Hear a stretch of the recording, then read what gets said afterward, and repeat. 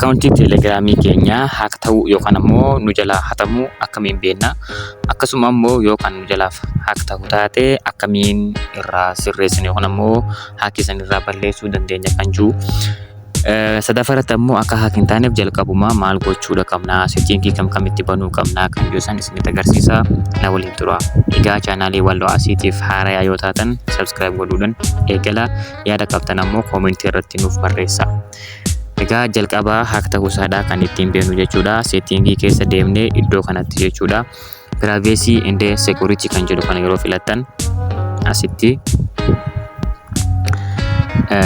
devices kan jedhu kana laaltan. Devices kana yeroo tuqxan bilbiloota akkaawuntii keessanii login ta'an isinii fida.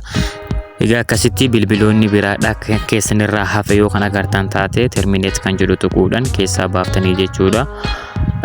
Kan biraadha ammallee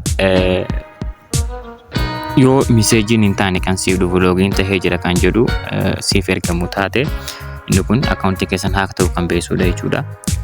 Egaa yoo haak ta'e kan agartan taate akkuma isin jedhe bilbila san keessaa baasuu qabdanii jechuudha.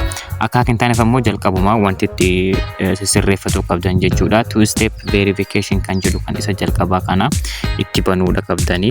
Kana jechuun two step verificationin yoo lakkoofsa keessan gootan lakkoofsa keessan irratti namni tokko koodiillee kan beeku yoo ta'e yookaan immoo paaswoordii keessan kan beeku yoo ta'e irra deebiidhaan meseejii lakkoofsa keessan irratti waan erguuf banuu hin danda'u jechuudha. Yoo imeeliidhaan gootan two step verificationin imeelii keessan irratti isiniif ergamaa jechuudha. Kan biraa ammallee asitti paaskii kanallee itti dabaluudha kan isin qabdanii.